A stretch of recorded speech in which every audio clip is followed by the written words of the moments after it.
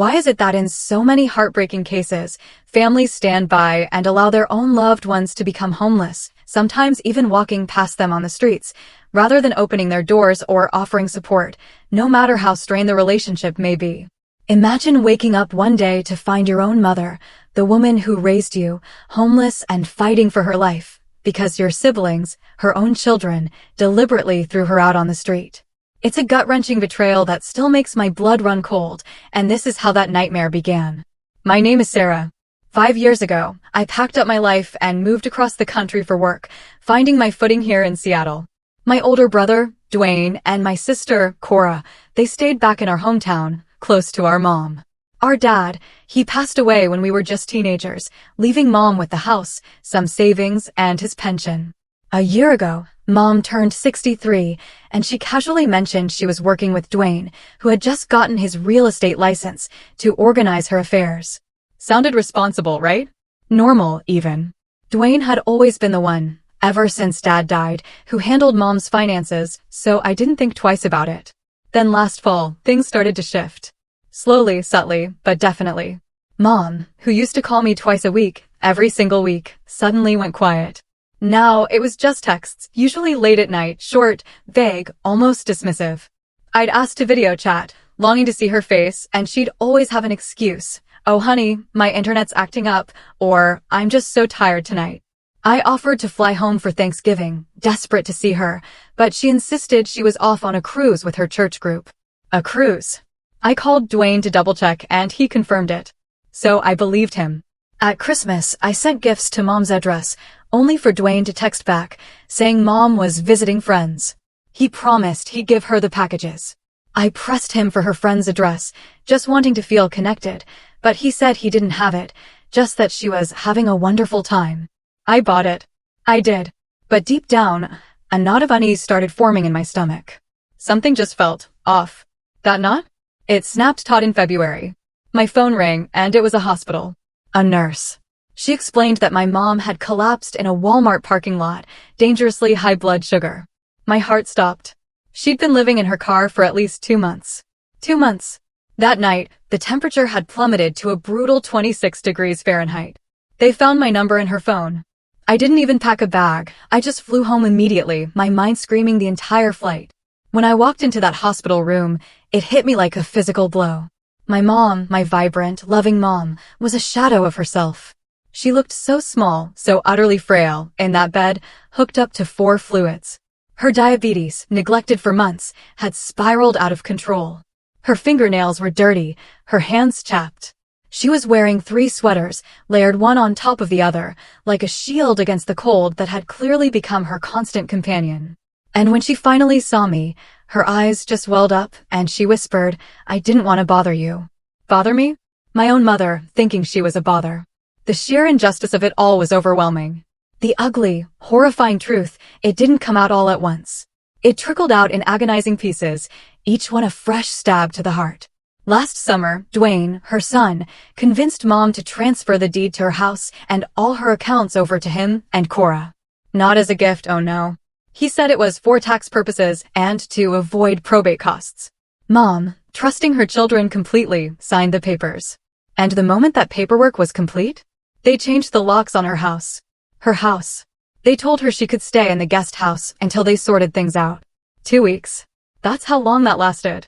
2 weeks later, Cora, her daughter, calmly informed Mom that the guest house needed renovations. They gave her $2,000, a measly $2,000, and told her to figure something out for a few months. Just like that. Figured it out, she did. Mom used that money for a cheap extended stay motel, clinging to it until every last cent ran out in December. And after that? That's when the car became her home. Parking in different lots every night, trying to stay invisible. Using gas station bathrooms just to wash up. And she was so ashamed. Too ashamed to tell me, her daughter, who lived thousands of miles away, what her own flesh and blood had done to her. From Mom's hospital room, my hand shaking, I called Dwayne. "Mom's been homeless," I choked out, my voice laced with disbelief and fury. And his response? "She's exaggerating for attention. We offered her an apartment." A lie. A blatant, sickening lie. That apartment was a single room with a shared bathroom, costing $1,100 a month. Mom's entire social security check was $1,087. He knew that.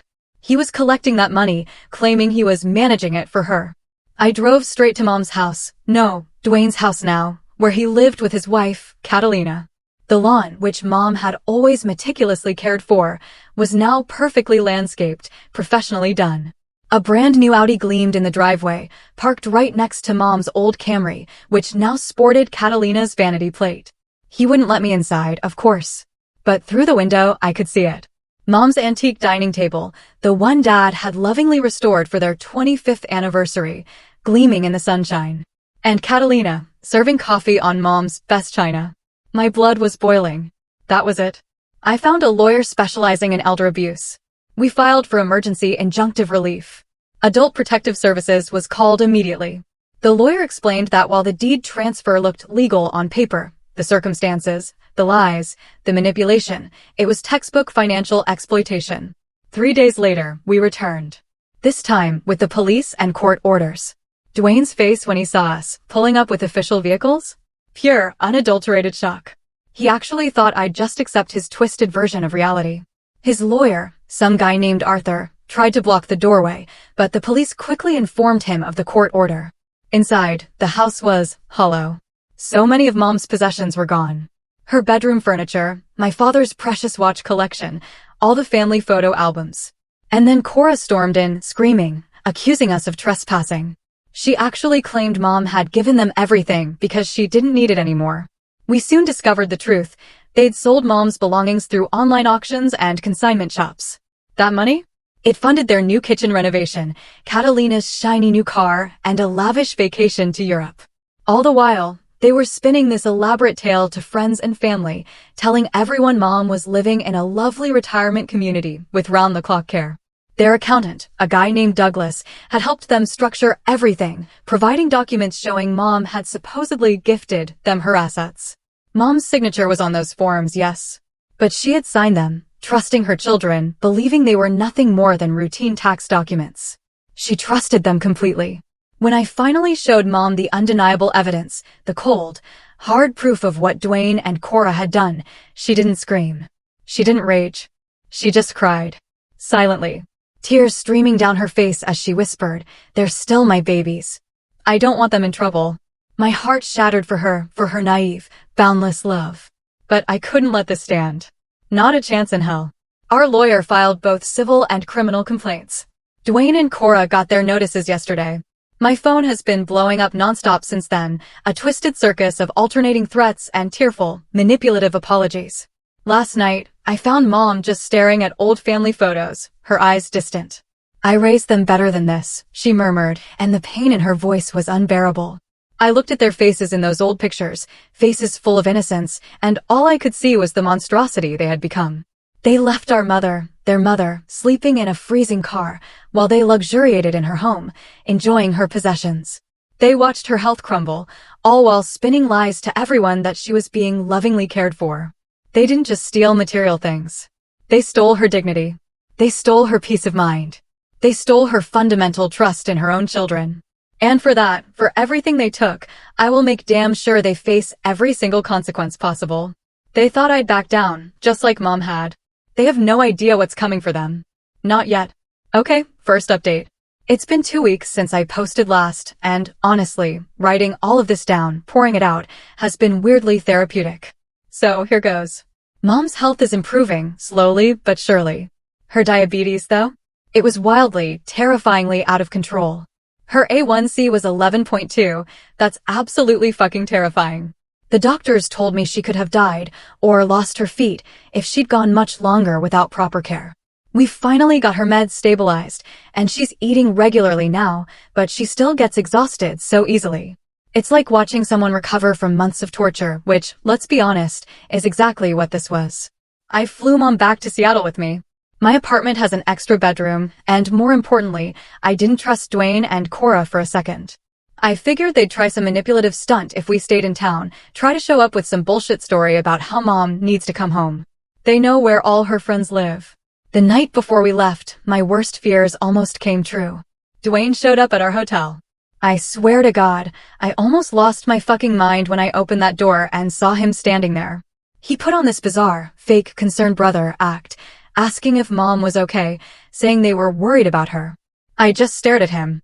Where was that concern, Dwayne? I asked, my voice dangerously calm, when she was sleeping in her car in freezing temperatures. He just blinked, staring at me like I was speaking a foreign language. Then the gaslighting started. Oh, it was a masterclass. He swore they had an agreement with mom, that she wanted to give them the house, that she was excited about her new independent living situation. I asked him if that independent living situation was supposed to be a Walmart parking lot, and he had the absolute audacity to say that was her choice because she mismanaged the money they gave her. My blood ran cold. Thank God mom was in the bathroom during this entire conversation, because I came this close to physically throwing him out of the hallway. Instead, I told him that if he didn't leave immediately, I'd call hotel security and have him removed. He tried to push past me to get to mom, but I blocked that doorway. We had this insane physical standoff. He's 6 feet 1 inch, I'm 5 feet 4 inches, but apparently, pure rage makes you stronger because he couldn't move me. He finally backed down after I pulled out my phone and started recording him. As he slunk away, he spewed some last pathetic threat about me, turning mom against them, and how I'd regret getting involved. Classic abuser shit. Our lawyer, Henry, he's a rock star. He filed for an emergency conservatorship for mom, and we have a hearing next week. He's also working with the police on the criminal elder abuse charges. Turns out, financial elder abuse is a felony in our state, and since they stole well over $100,000 in assets, Dwayne and Cora are looking at some seriously heavy charges. But here's where it gets even more messed up, if you can believe it. We found out that Dwayne and Cora weren't just scheming with the house transfer. They'd been systematically draining mom's accounts for years before that big move. Henry got access to mom's bank records, and it was sickening. Dozens of loans and gifts to my siblings going back 3 full years. Each one was just small enough not to raise immediate red flags, $2,000 here, $5,000 there, but it added up. Over $90,000. And you know what they did with that? They spun a whole goddamn narrative to everyone, telling the entire extended family that mom was the one with money problems, that she was making poor financial decisions, and that they had to step in to protect her assets. They created this whole facade, presenting themselves as the responsible, caring children, swooping in to save their aging mother from squandering everything. It was pure, calculated evil. I immediately called Auntie Isolda, Dad's sister, who I've always been incredibly close with. She was absolutely horrified. She had no idea mom was homeless. Dwayne and Cora had told her and everyone else that mom was living in a very nice assisted living community that didn't allow many visitors. When Isolda would ask to call mom, they'd say mom was at activities or having a nap and would call back later. They even sent fake updates about mom's wonderful life at this imaginary facility. Auntie Isolda, bless her heart, is now on the warpath. She's contacted everyone in the family, setting the record straight, blowing up their carefully crafted lies. Dwayne and Cora's phones have apparently been absolutely blowing up with relatives demanding explanations. Good. The police investigation, it just kept peeling back layers of their depravity. Catalina, Dwayne's wife, was actually wearing mom's jewelry. Not just any jewelry, but her goddamn wedding ring and the diamond earrings Dad gave her on their 30th anniversary. When the detective asked where she got them, Catalina, cool as you please, claimed mom insisted she take them because they were just sitting in a drawer. Mom broke down when she heard that. She thought those irreplaceable pieces were safe in her safety deposit box. Turns out, Dwayne had access to that too. Of course he did. But the most disturbing discovery? That came through Douglas, their accountant. After the police contacted him, he called me, frantic. He swore he had no idea mom wasn't on board with the transfers. According to him, Dwayne had brought mom to one initial meeting where she seemed a little confused. But Dwayne, the consummate actor, had immediately assured Douglas that mom just had good days and bad days, subtly implying she was developing dementia. Mom does not have dementia. She's as sharp as a tack. But Dwayne had been meticulously spreading this lie, telling everyone she was cognitively declining to justify seizing control of her finances. Douglas, to his credit, admitted he should have insisted on more direct communication with mom, but Dwayne's concerned son act was just that convincing. After that first meeting, Dwayne had taken all the documents to mom to sign, without Douglas present. Douglas is now cooperating fully, providing all his records. And then there's Cora. While Dwayne was trying to play the concerned brother, Cora went full scorched earth. I received a 5-paragraph text message from her, a toxic rant, calling me every name in the book. She accused me of being just jealous that mom loved them more, claiming that's why mom chose to give them everything. She actually said I abandoned the family when I moved away, and now I'm trying to weasel my way back in to get mom's money. The sheer, insane projection of it all was breathtaking. I forwarded every single word to Henry and then, with immense satisfaction, blocked her number. Yesterday, Henry and I had a video call, prepping for next week's hearing. He's confident we have an incredibly strong case for the conservatorship and for voiding those property transfers, all due to undue influence and outright fraud. The criminal case, he says, will take longer, but he's absolutely confident there will be charges.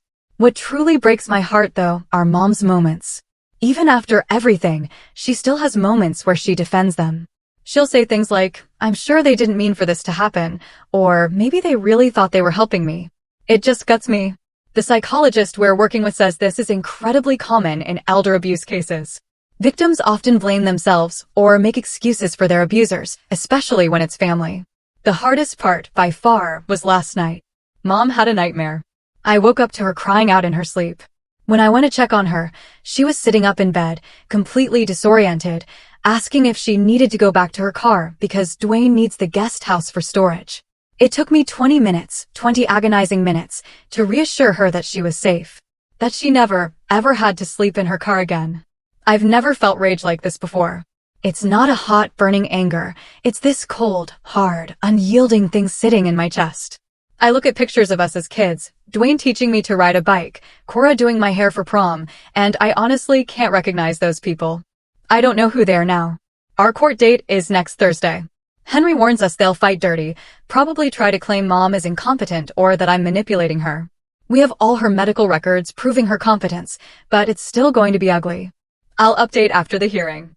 In the meantime, my sole focus is on helping mom regain her health, her dignity, her entire life.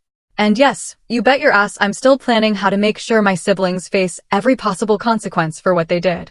Not just legal ones, but social ones too. Everyone they know is going to learn exactly who they really are. And to those who ask if I'm afraid of destroying the family? What family? They destroyed it the moment they decided their own mother was worth less than her possessions. Okay, second update. Court day finally arrived. And holy shit, you guys, I don't even know where to begin. I spent the entire last week helping mom prepare, steeling herself to face Dwayne and Cora. Henry, our lawyer, warned us they'd likely try to paint her as confused or incompetent. So we practiced. We rehearsed how to answer questions clearly, confidently. The night before, mom barely slept. She kept asking if we could just work things out as a family. I had to gently, yet firmly, remind her they left her homeless, they sold her possessions, they wore her wedding ring. That's not a misunderstanding. That's calculated, fucking evil. We flew back for court. Henry, smart as ever, advised us to arrive early to avoid any hallway confrontation. Good call. Dwayne, Catalina, and Cora, along with their smarmy lawyer, showed up just minutes before the hearing, clearly hoping to ambush mom. The look on their faces when they realized we were already inside, calm and collected? Priceless. Their lawyer was this slick dude named Jeremy, specializing in real estate, not elder abuse. Red flag number 1. When the judge began asking about the property transfers, Jeremy tried to argue that mom had gifted everything to her children out of love and generosity. The judge wasn't buying it. He pressed for documentation showing mom's intent to gift, not just a transfer for tax purposes. That's when Jeremy produced a letter, supposedly written by mom, expressing her desire to give Dwayne and Cora everything. Mom looked genuinely shocked. She never wrote any such letter. The handwriting wasn't even close to hers. I watched the judge's eyes narrow as he examined it. He asked if they had the original. Not just a photocopy. Of course, they didn't. Convenient. Henry then presented mom's medical records, proving she was fully competent, utterly dismantling their claims she needed help managing her affairs. He also laid out her bank statements, detailing the systematic draining of her accounts. Then came the photos. Henry had asked me to document mom's condition when I found her. So, I had pictures. Pictures of her sleeping in her car, her unwashed clothes, her insulin, so vital for her life, stored in a gas station cup with melting ice. The judge's face when he saw those photos. I've never seen someone look so disgusted and so profoundly sad at the same time. The real bombshell exploded when Douglas, the accountant, testified. He confirmed that Dwayne had explicitly told him the transfers were for tax and probate purposes only, and that Mom would continue living in her home. He even provided emails where Dwayne specifically asked how to structure things to minimize taxes while ensuring Mom remained comfortable in her house for the rest of her life. Dwayne's face went white. Then the judge turned to Mom. He asked her directly what she understood when she signed those papers. Mom, shaking but with a newfound determination, stood up. She explained that she believed she was putting her affairs in order, so the house would automatically go to her children when she died, not while she was still alive and needed it. She said Dwayne had promised her she was just signing some tax forms and nothing would change. Her voice broke as she described being told to leave her own home, how confused and scared she felt. Cora, bless her entitled heart, couldn't keep her mouth shut. She actually interrupted Mom to claim Mom was living beyond her means and they were trying to downsize her into something more appropriate. The judge shut her down immediately, his voice ice cold, asking if a car in a Walmart parking lot was what she considered appropriate housing for her diabetic mother. Cora had no answer. When Mom described how they'd changed the locks while she was at a doctor's appointment, how she'd come home to find her key didn't work, and Dwayne, through the closed door, telling her she needed to figure something out, I swear I heard someone in the gallery gasp. Mom started crying again as she talked about sleeping in her car, how she'd ration her insulin because she couldn't afford more, how she was too ashamed to tell me what had happened. It was utterly devastating. Then came the cross-examination. Jeremy, their lawyer, tried to suggest Mom had agreed to the arrangement, but changed her mind after the fact. Mom looked him straight in the eye, her voice clear despite her tears. Why, she asked, would anyone agree to be homeless? The courtroom went utterly silent. Jeremy tried again, suggesting maybe Mom had spending problems they were trying to protect her from. Henry objected immediately, and the judge sustained it, telling Jeremy to stick to relevant questions. Dwayne testified next, desperately clinging to his fantasy about Mom wanting to give them the house. But he kept contradicting himself, tripping over his own lies. First, it was a gift. Then, his idea to help her with taxes. Then, Mom had financial problems. The judge kept circling back, like a predator, asking why, if they were helping Mom, she ended up homeless. Dwayne's pathetic answer? Mom refused the apartment they found for her. Henry immediately presented evidence. That apartment cost more than Mom's entire monthly income. When Dwayne tried claiming they'd given Mom money to live on, Henry pulled out Mom's bank statements, proving no deposits had been made. Dwayne then said they'd given her cash, $2,000, which Mom had supposedly wasted. Henry's response was savage. What was $2,000 supposed to cover, he asked, his voice dripping with scorn, after 63 years of Mom supporting them, paying for Dwayne's college, helping with the down payment on his first house, and raising Cora's son when Cora had postpartum depression? Dwayne had no answer. He just stood there, deflated. Catalina was called next. Henry asked her directly about Mom's jewelry.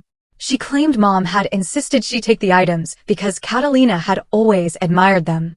Henry asked if she had any proof of this gift. A card? A note? A witness? Nothing. Then Henry showed photos of Catalina wearing Mom's wedding ring at a party. 3 months before the house transfer even happened. Catalina's face turned scarlet. She mumbled it was a loaner Mom had forgotten to ask for back. The judge wasn't having any of it. By the end of the day, it was a clean sweep. The judge granted the emergency conservatorship to me, ordered an immediate freeze on all assets that had belonged to Mom, and instructed the county prosecutor to review the case for criminal charges. He also ordered a full accounting of everything that had been taken from Mom, sold, or transferred in the last 3 years. Outside the courtroom, Cora completely lost it. She started screaming at Mom, venom pouring from her mouth, yelling that Mom was dead to her, that Mom had chosen the wrong child, and that she'd regret this. Security had to intervene, pulling her away. Mom was shaking so badly afterward that a court officer brought her water and actually asked if she needed medical attention. My poor mother. That evening, Auntie Isolda, a true angel, hosted us at her house. She invited several family members who genuinely wanted to see Mom, and they all came, apologizing profusely for believing Dwayne and Cora's monstrous lies. My cousin Alan, Dad's brother's son, he actually broke down crying when he saw Mom's condition. He kept repeating over and over that he should have checked on her directly, instead of just taking Dwayne's word that she was doing great in some fancy retirement home. Just when I thought the day couldn't possibly get any more intense, Uncle Antonio, Dad's brother, arrived.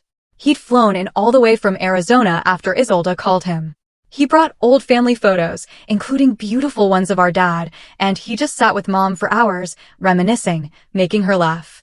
It was the first time I'd seen Mom genuinely smile in weeks. But here's the absolute worst part.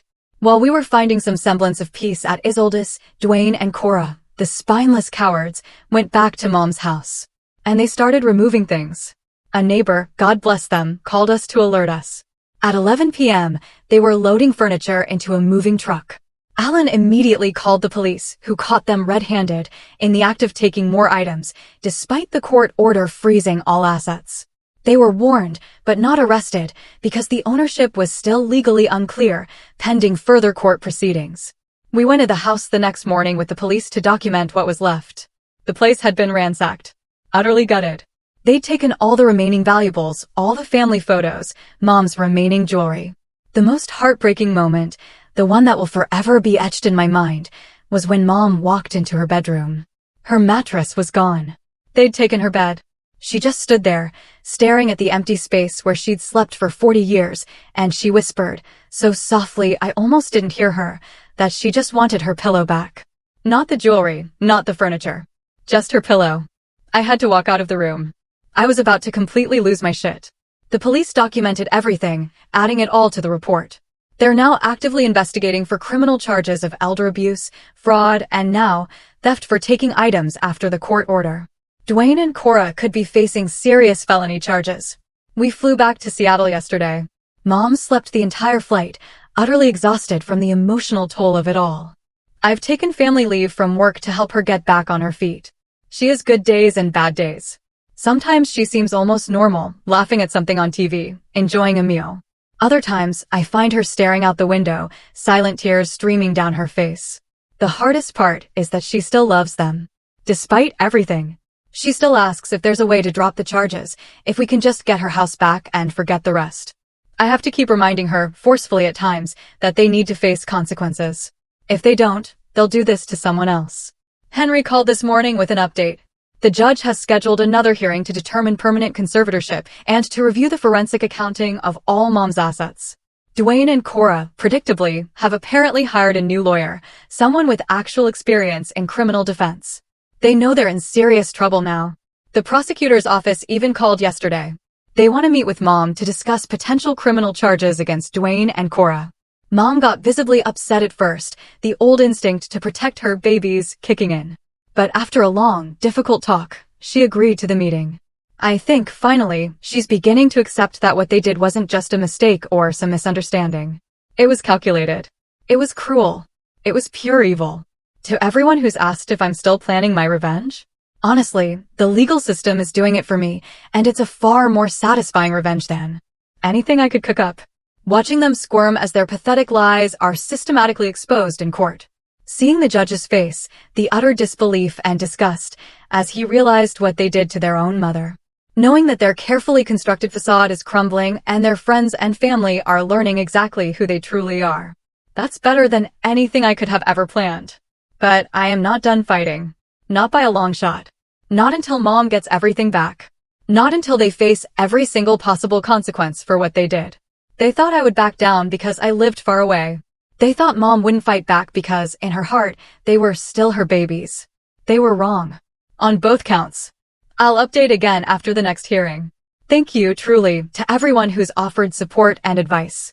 It's helped more than you know, especially on the days when it all just feels overwhelming. Mom's going to be okay. She has me now, and I'm not going anywhere. Alright, final update, everyone. And man, what a journey this has been. So Jeremy, their slick lawyer, finally approached the prosecutor about a plea deal. Turns out, Dwayne and Cora were absolutely terrified of prison. The prosecutor offered reduced charges if they returned everything they'd stolen, paid restitution, and agreed to 5 years probation with a strict no-contact order with Mom. Dwayne, with his unbelievable nerve, actually refused at first. He counteroffered, suggesting community service only. The prosecutor, bless her, apparently just laughed in Jeremy's face and said they were preparing to add additional charges based on new evidence from Catalina. Suddenly, Dwayne became very interested in that original plea deal. Recovering Mom's assets? That was a nightmare.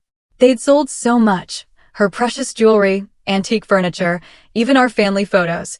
Pictures of us as kids, of Mom and Dad when they were young, sold to some collector who specialized in vintage Americana. The forensic accountant found they'd blown through almost $380,000 of Mom's money in less than a year. Dwayne had even taken out a second mortgage on Mom's house to fund some failed investment in his friend's startup. They used her credit cards for everything, groceries, gas, all while telling everyone she was living luxuriously in a retirement community.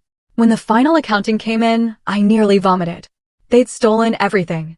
Her pension, her Social Security, the cash value of her life insurance policy, even the small inheritance she'd received from her sister. According to the accountant, they'd spent approximately $467,000 of Mom's money in just 18 months. That included the equity from her house, her entire life savings, every single thing she'd worked for her entire life, gone. The house was the biggest problem. Dwayne had transferred it to an LLC he created, then used it as collateral for loans. Untangling that legal mess took months. Henry had to bring in a real estate attorney who specialized in title fraud, and we finally got the deed transferred back to Mom 6 months ago. But when we finally got access, it wasn't the same house. It was heartbreaking. They'd remodeled everything, stripping away the beautiful character of Mom's 1940s craftsman. Mom walked through silently, touching walls and door frames like she was saying goodbye to an old friend. When she reached her bedroom, she finally broke down. I found her sitting in the middle of the empty room, clutching the only thing they'd left behind, an old photo album, filled with pictures they apparently deemed worthless. Pictures of Mom and Dad when they were young, pictures of Dwayne and Cora as babies, pictures of us as a family, before everything fell apart. We decided to sell the house. Mom simply couldn't bear to live there, not after what they'd done. Seeing the cheap, shoddy changes they'd made, it just poisoned the memories. It sold for less than it was worth before their renovations, which Henry said was typical for quickly flipped houses using cheap materials. The money went into a trust for Mom that only I, as her conservator, can access. As for Dwayne and Cora, they both took the plea deal. In addition to probation, they're required to pay full restitution, $467,000, plus interest. The judge structured it so they'll be paying Mom for the next 20 years. Every single month, they have to write checks directly to the Victim Restitution Fund. If they miss one single payment, they violate probation and go straight to prison. It's a powerful, lingering consequence. Dwayne's divorce from Catalina was finalized 3 months ago. She got practically everything, since he's now a convicted felon with massive restitution payments hanging over his head. Catalina actually reached out to Mom to apologize again and even returned a few more items she'd kept hidden from Dwayne. Last month, we received letters from Dwayne and Cora's probation officers. They're required to write apology letters as part of their rehabilitation. Mom couldn't bring herself to read them. I did.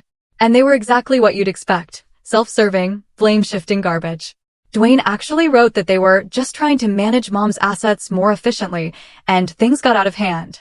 Cora claimed she was influenced by Dwayne and didn't understand what was happening. Neither expressed a single shred of genuine remorse. Thank you, Reddit, truly, for all your unwavering support through this absolute nightmare. It made a difference.